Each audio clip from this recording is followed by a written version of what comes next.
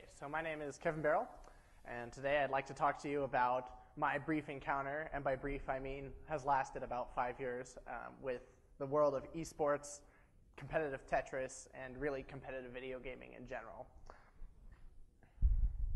So if I'm going to talk about Tetris, I probably have to define it a little first, because I'm sure almost everybody here has heard of Tetris, but maybe you haven't. And if that's the case, well, this talk won't make very much sense if I don't talk about it.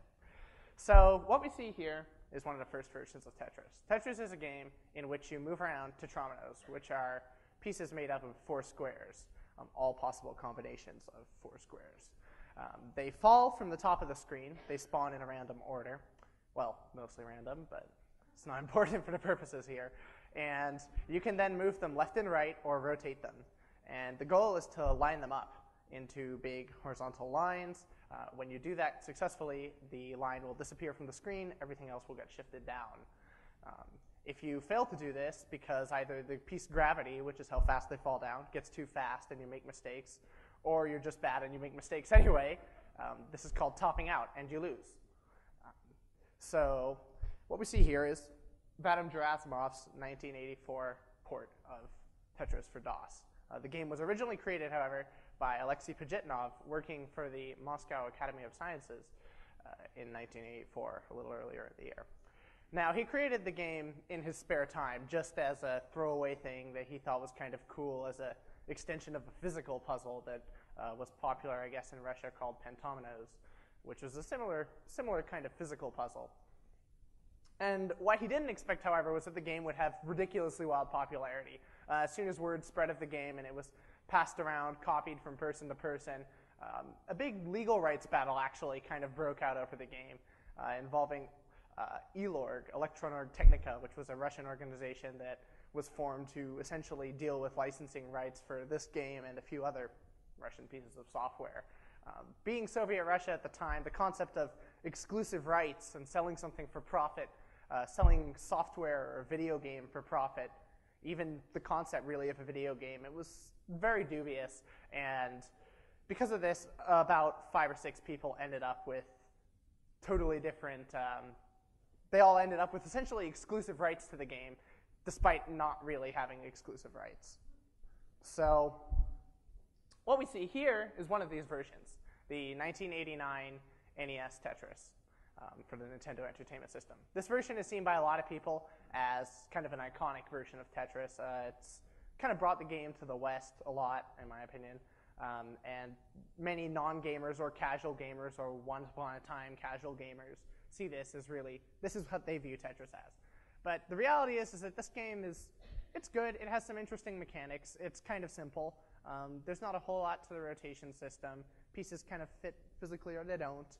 And when the pieces hit the stack, they instantly lock down and you can't move them. There's not really a whole lot, in my opinion, to it. There's some advanced tricks that you can do, but it's not worth going into. It's not that interesting. You can max out the score at 999,999.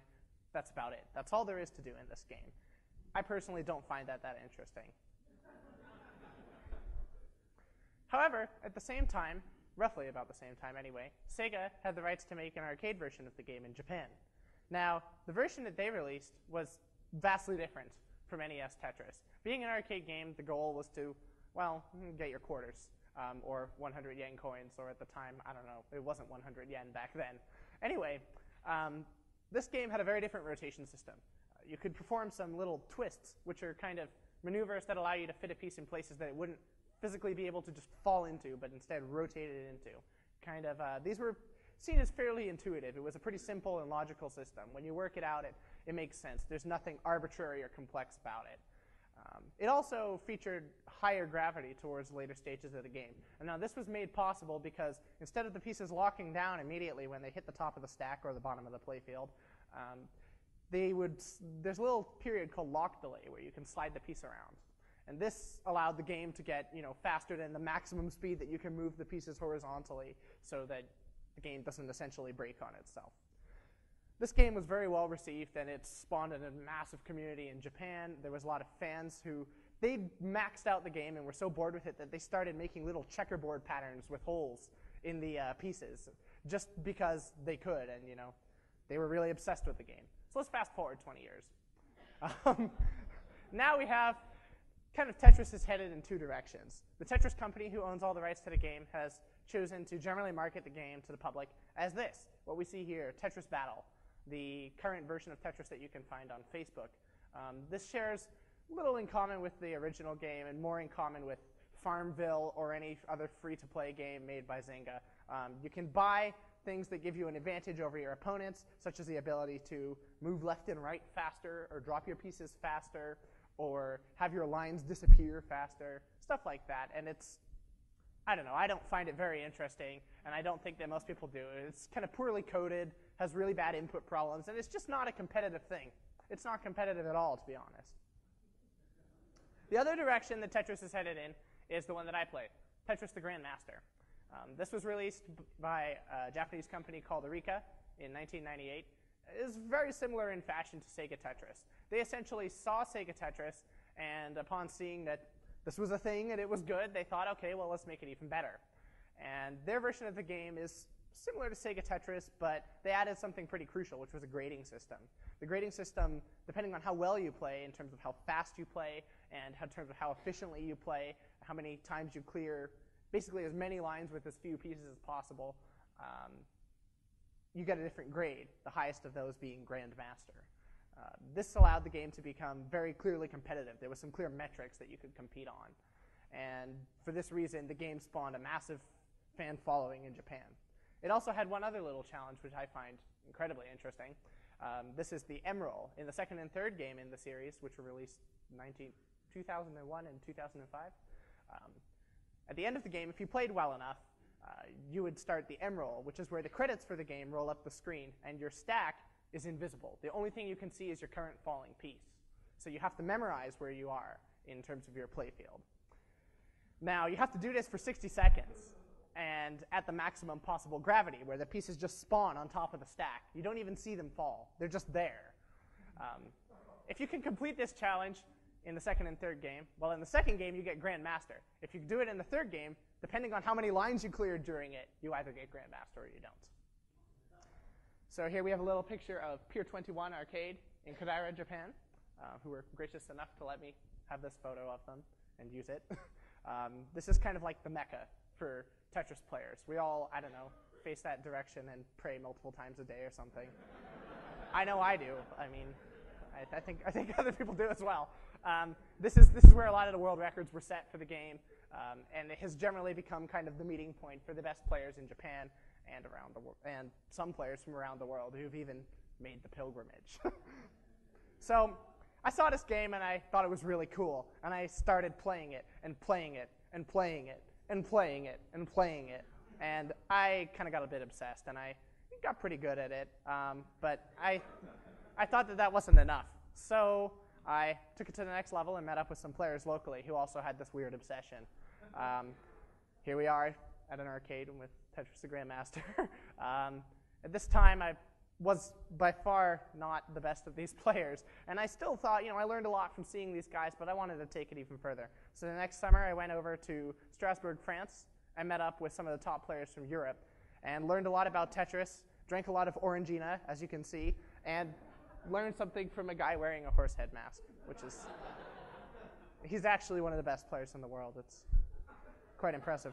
So I thought this was cool, and this competitive gaming thing, let me meet these people from around Europe. These people didn't even speak the same languages natively. It's great. This game Tetris is bonding us all together. I met up again with more players in the Netherlands, in Eindhoven, in 2011. This was a great meetup. We again live streamed the whole thing. It was just a really cool event where people from different communities met up, sharing their love of Tetris. And this excessive practice paid off. I got Grandmaster in the second game of the series. I was one of the first 3 people to do this outside of Japan, one of 20 in the world who's done it. And I have this little shaky cell phone cam pic of me getting Grandmaster in the third game in the series. I was the first person outside of Japan to do this, and one of 5 in the world to do this. I then most recently improved on the time that it took me to get the Grandmaster grade a little. Now, I learned a few things from playing this, apart from the part where CRT monitors really burn out your eyeballs if you stare at them enough hours of the day.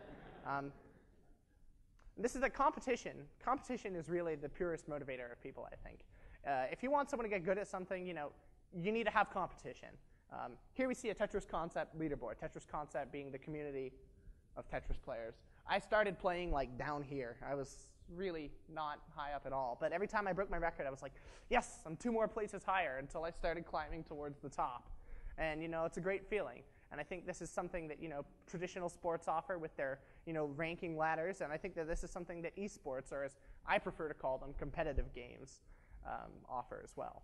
I also learned that repetition is really important, but not without analysis. Similar to any physical activity or anything that requires muscle memory, you've got to put in the hours, or else you're just not going to get it. However, at the same time, without analysis, you're not going to get anywhere either. I played a lot of games. I mean, that's my play counter at 1,760 games after I reset it at 5,000 and after I reset it at 3,000. So I watched a lot of videos of some great Japanese players, analyzed what they were doing, why they were doing it, why I wasn't doing it. This helped me more than anything, I think, honestly, just analyzing step by step what other people are doing and what I wasn't. I even made some multi-angle videos, which I thought were really pretty neat. They have a direct line-out video from the game and also a physical shot of my hands playing, because I wanted to make sure that even my physical play style, much like a golf swing, wasn't affecting me. I wanted to make sure that everything I was doing was as fast as possible. I also learned never underestimate the power and help of others. This wouldn't have been possible without the Tetris Concept community, who I'm eternally grateful for. They're really all great people, and their wiki. I mean, here we see 350 pages of just the most arcane, obscure, minor details about Tetris. If it is about Tetris, you will find it in the TetrisConcept.net wiki. I guarantee it. I mean, if you don't find it, it doesn't exist. So, if you want to accomplish something that no one else in the world has done, or no one else outside of Japan has done, you have to rely on other people. You really have to rely on other people. You have to see what they did that didn't work and what you can do that does work. But Tetris isn't the only example of a game like this that shares a lot of things in common with improving in sports. Games like StarCraft, League of Legends, Trackmania, which is popular in Europe, they all have great big international communities and large tournaments. Here we see a picture from the North American StarCraft League. I mean, this is a well-organized, legitimate event. This is something that I believe is really a product of the 21st century and the next generation. This is people watching video games in the same way that they would fill a stadium. To me, that's something that's incredible, and I have a very strong competitive drive. I wanted to become the best at something, and Tetris was it, I guess. And I think esports and competitive gaming really allowed me to do that. They also allow you to provide, I think they provide a good chance to break away from the current North American pro sports model. Pro sports involves franchising, and I don't believe that the concept of franchising really allows for pure competition. I don't think it's the ultimate way to see who is the best at something. Whereas esports and competitive games don't really have this kind of problem. This whole concept of franchising doesn't exist yet in pro gaming. And I hope that it doesn't. I hope that it doesn't infect it, because I really think it's kind of analogous to a form of cancer on sports, and really hope it doesn't affect gaming like that. So, in conclusion, I'd like to mention that I believe, personally, that competitive gaming is similar to sports, and I believe that it supplements it in terms of providing a very strong mental challenge and a great in-depth challenge that anyone who wants to pick it up and fulfill their competitive passion and desire can do it. I think it's very accessible.